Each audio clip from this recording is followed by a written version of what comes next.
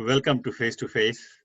Our guests today are Taru and Rishi, an Indian-American high-tech couple in Silicon Valley who recently got married. And they are also one of the pioneers in virtual wedding. And so we are going to talk to them how to throw a dashing virtual wedding. And then also with us, we have Suchita Rao. She was the guest. She attended the party as well. So we are going to get some feedback from her as well, that how it is to attend a virtual wedding and how to get ready for the virtual wedding.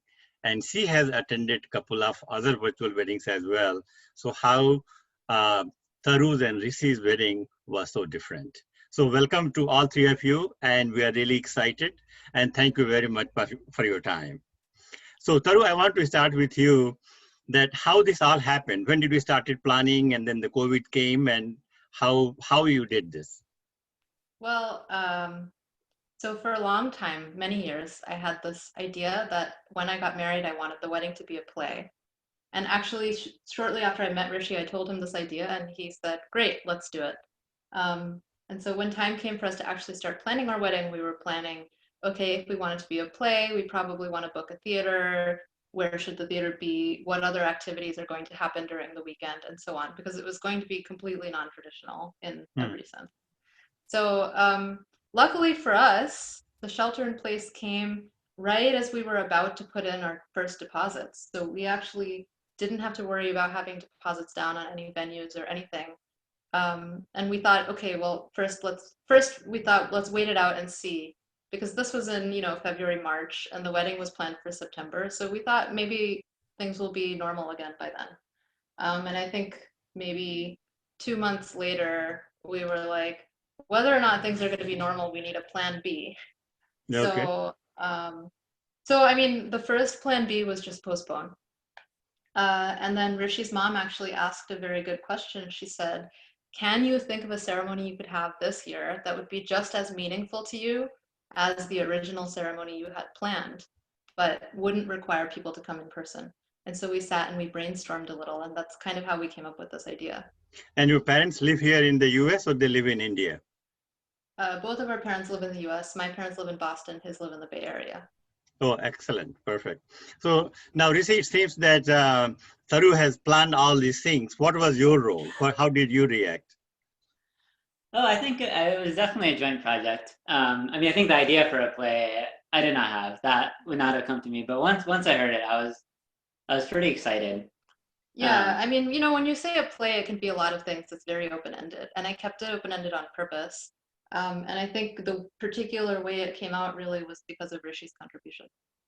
Sure. And, it was, yeah, it's not something one person can do alone. You really need two people. Should we summarize the kind of the events? Yeah, sure.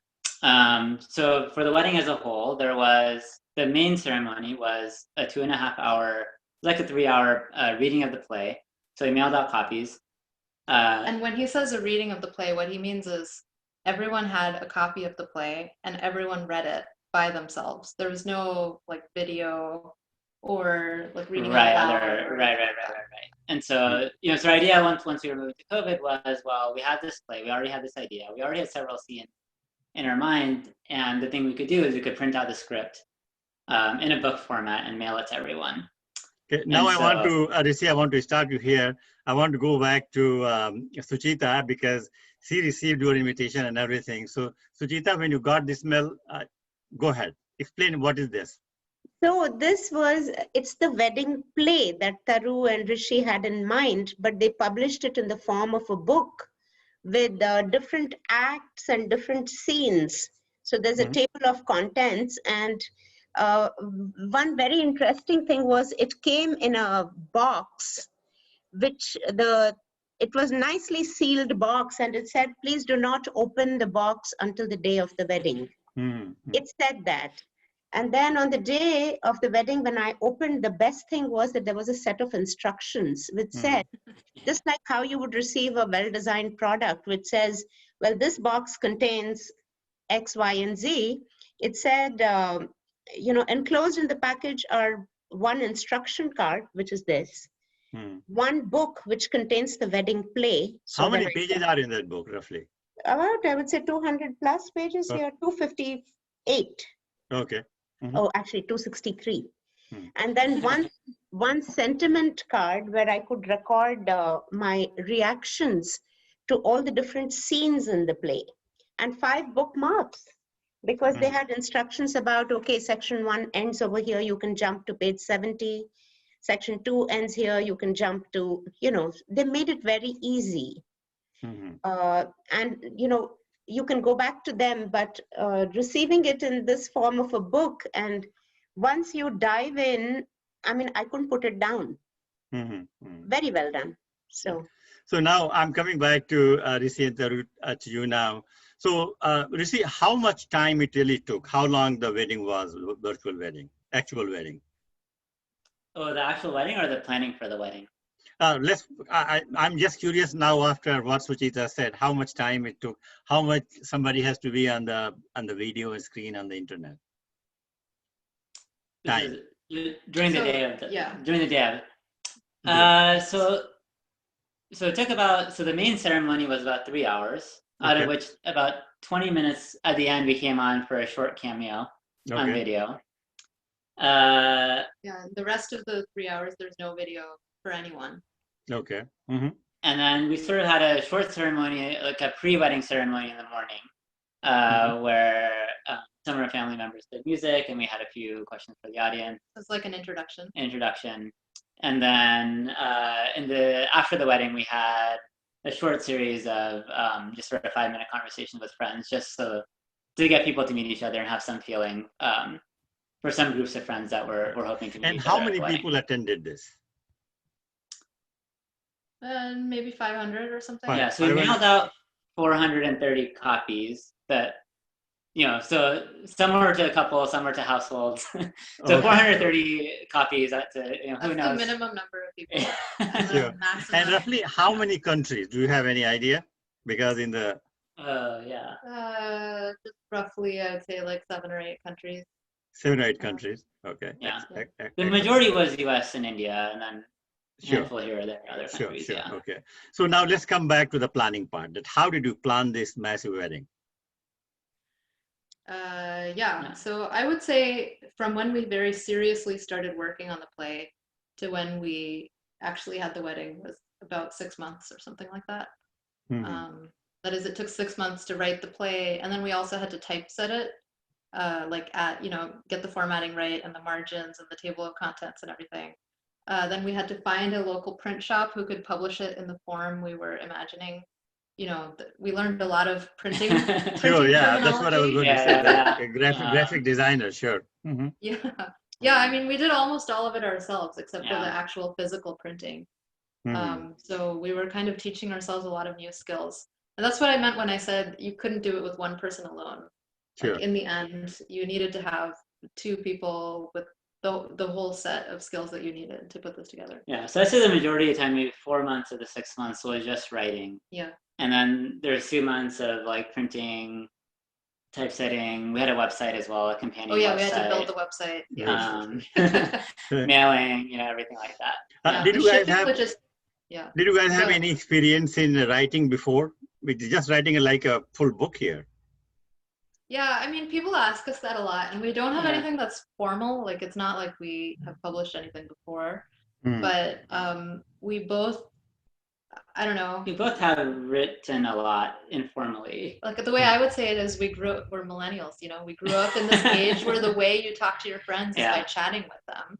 Right. So, like, I've written, in high school, I wrote so many long emails to all of my friends, like, every day about what I was thinking and so on. And so over the course of time, I think I became a better writer. Yeah, right. Same. Like when I go traveling, I have these I went back and read them, and there's thousands and thousands of words for each trip of trip reports. And so Rishi has a nice tradition, which is whenever he goes traveling, he writes an email to his family every day with his observations in the new country or whatever. So so there's some degree of that in this play as well.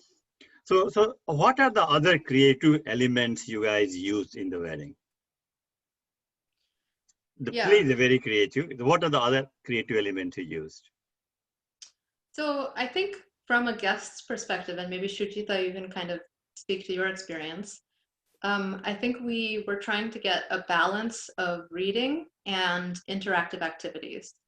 And the interactive activities, some of them were just on the website. Like we had a little game where we had, like a picture of, a banana leaf and some idlis and some other ingredients that you could drag and drop to assemble a meal for yourself, since we couldn't feed you. And then we also had some interactive activities which involved you actually having to talk to other people in the wedding. Like you fill out a survey and then you have to call someone on the phone for 8 minutes, like that kind of thing. So as a creative part, yes, you can do all those things, but was the audience responding to all this creativity? Were they active with you guys? Yeah, I was actually surprised. People really liked all of the different pieces. I think there were some pieces that most people didn't get to because they were later in the play and there were too many pages. But the ones, the survey that I mentioned, people seem to really enjoy just filling out the survey. So what was the response? How many people responded to the survey? 176. 176. Actually, even more, but 176. 176 both responded to the survey and said, yes, I want to call a stranger. Yeah. Okay. And even more responded. And what was the response? How can you analyze the survey? What they said in the survey? You can say Well, the survey was full of a bunch of very silly questions, like what's your favorite pasta shape? And,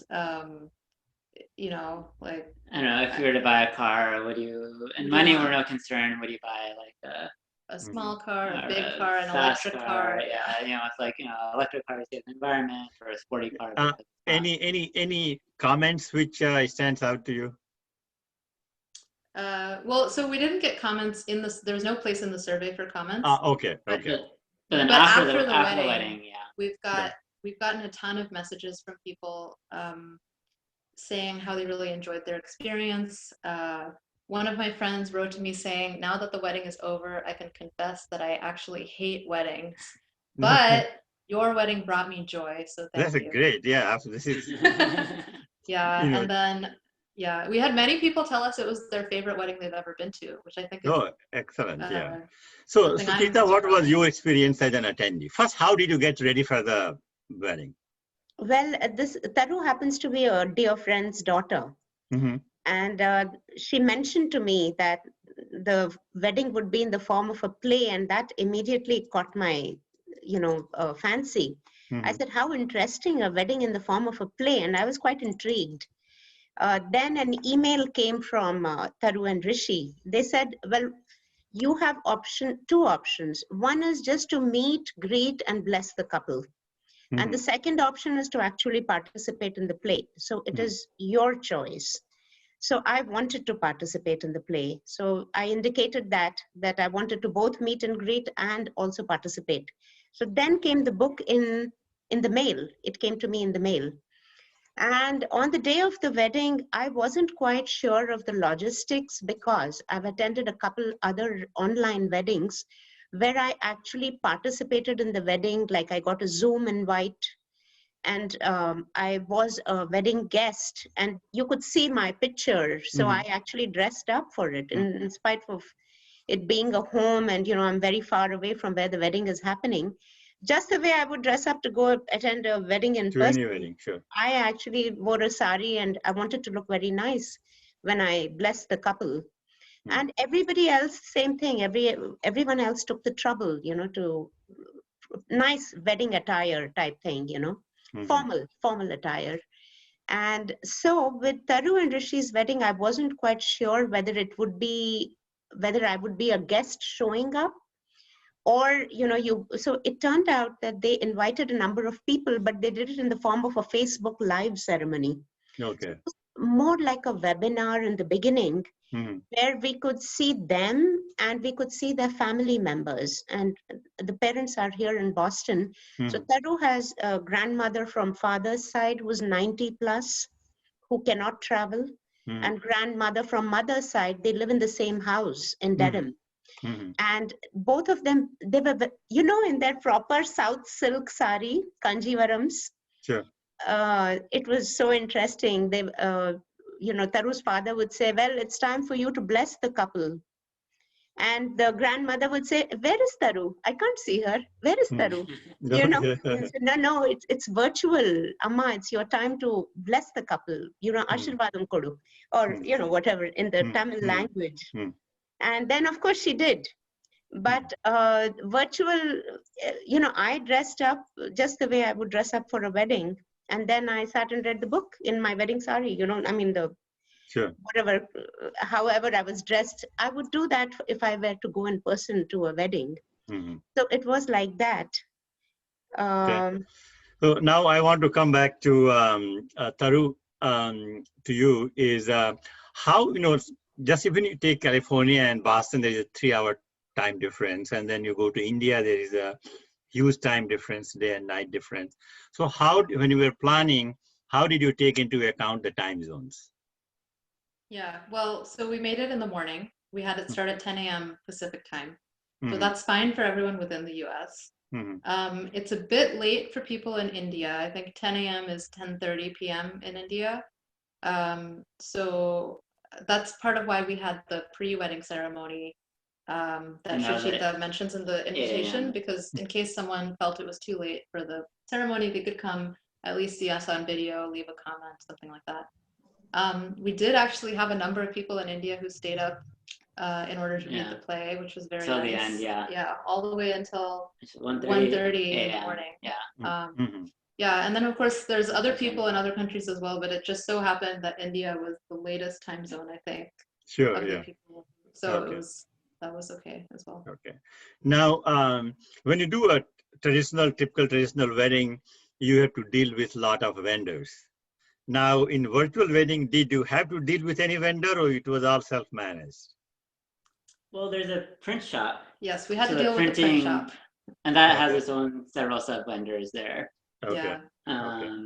Like, for example, if you want to get the covers laminated, that's like they have to send the covers to a separate place and then get them back and so on. Now, just because of curiosity, I'm asking, and please feel free not to answer if you don't feel like. But my question is that, once you were planning the traditional wedding in September, you must have had some sort of a dollar amount in your mind that, okay, this is how this wedding is going to cost. And then, of course, there was some cost with it. Can you talk about the cost, or you don't want to talk about that?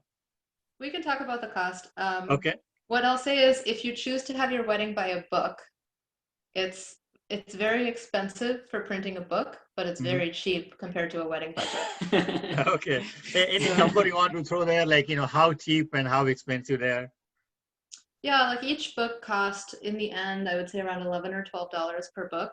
Okay. Well, 11 or 12 to print, and then $5 to ship.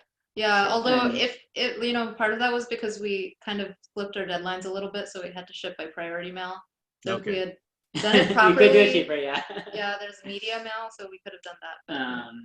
And so then roughly, you can multiply by the number of guests. So roughly say about $15 per person, including printing and mailing in the normal circumstances, right? Yeah. $15.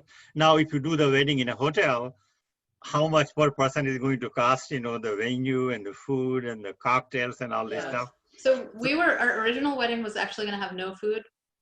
Really? Yeah. No party, no cocktails? Yes, no, we'd have a lot of events. We had a lot of things people would do, but just none of them involved food. We kind of figured, like people are capable of finding food on their own, and we can give them other more interesting things to do.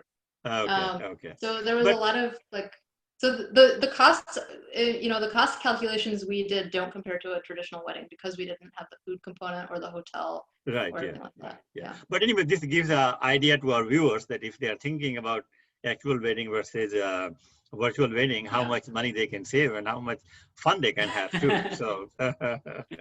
Yeah, well, what I will say is in both cases, it depends how many things you want to add on. There's lots of ways to add thousands of dollars because you want something to look a little bit more beautiful. Like at one point we thought about actually mailing people food as part of the package with the book. And then there's so many different options, even for printing or for like what the packaging looks like you could have gift wrapped it or something like that, so all those things can add up. What about technology? How important the technology was, and how did you deal with that?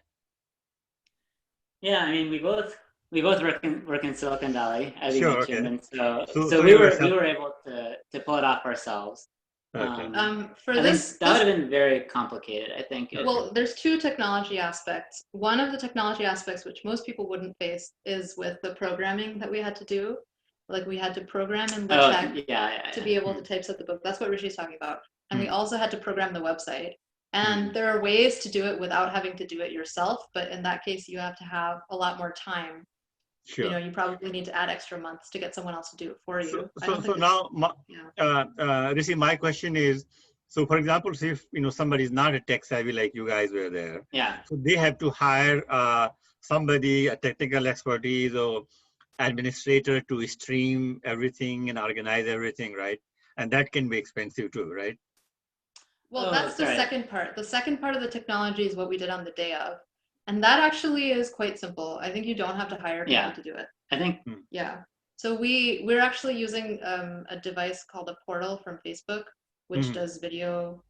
That's what we're using today, actually. It's like a video calling home device. There are lots of smart devices. Sure. Yeah, so actually we had 3 portals set up, maybe just to describe it. We had 3 portals set up, one in Boston. Yeah. And then 2 in the Bay Area, one focused on us, one focused on our family. Yeah. And then they were all and then basically we had like a Zoom meeting that was between the 3 streamed portals to Facebook. And so it was, like everyone knows how to do a Zoom meeting at this point. Sure, yeah, absolutely, yes. So now my next question is about the virtual experience and the virtual experience of the bride and groom and also the guest. So Suchita, I just want you to answer as well. Let's first start with the virtual experience of bride and groom. How did you feel really? Well, behind the scenes, because nobody could see us, we were actually just frantically working on finishing the last pieces of programming that we needed to finish by 12 o'clock. For the website. And we actually finished it at 11:55 and then sent out all the emails. So it was very lucky that nobody could see us on video because we would not have been able to concentrate on to me also, like, it sounds like, working on a project, 2 people working in a project. Was there any fight or arguments during that time? Or it was all for the love?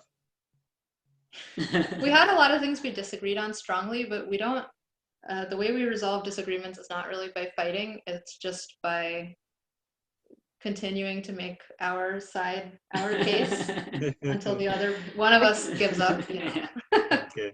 I would say a lot of I think we felt a lot of the warmth and general feeling that you would in a wedding. I mean, a lot of people were texting us, a lot of people were sending us messages. I think we got hundreds of messages at least.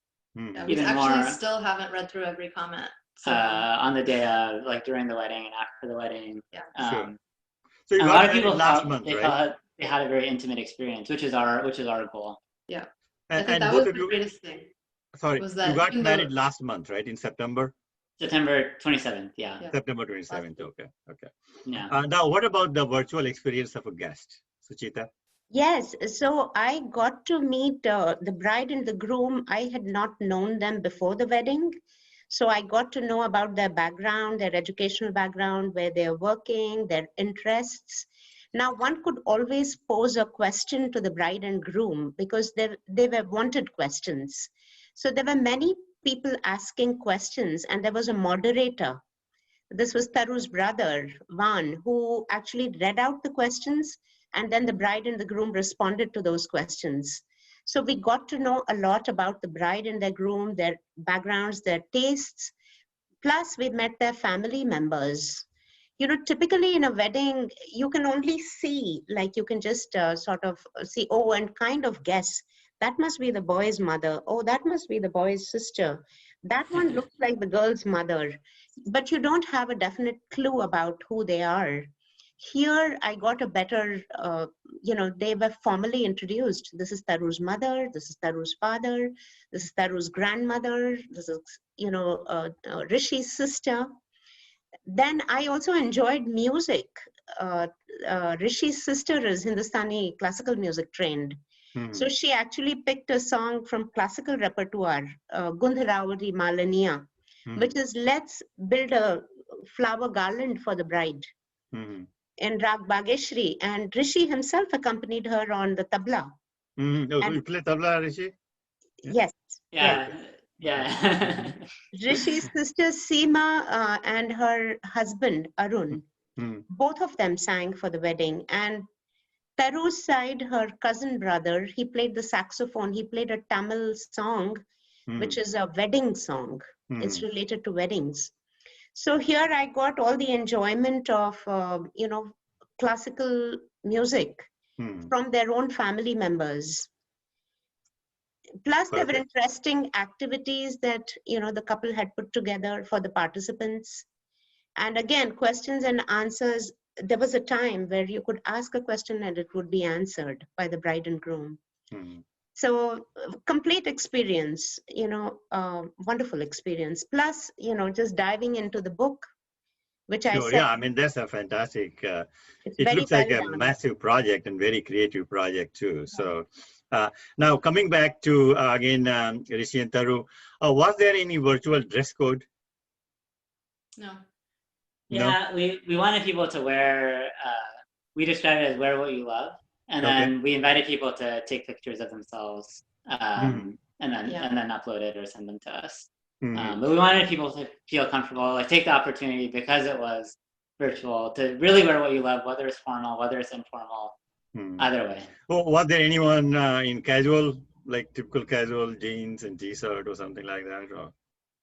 Yeah, I think definitely. people chose a wide range of formality. Right. I mean, when you but say people- wear what you love, I mean, that could be anything. Sure. Yeah. Absolutely. Yes. Yeah. Okay. You could love wearing a swimsuit on the beach. Okay. Like Oh, no, but yeah. So now, so of course you mentioned earlier, there was no food. What about cocktail? Did you, was there any type of reception, virtual reception or anything?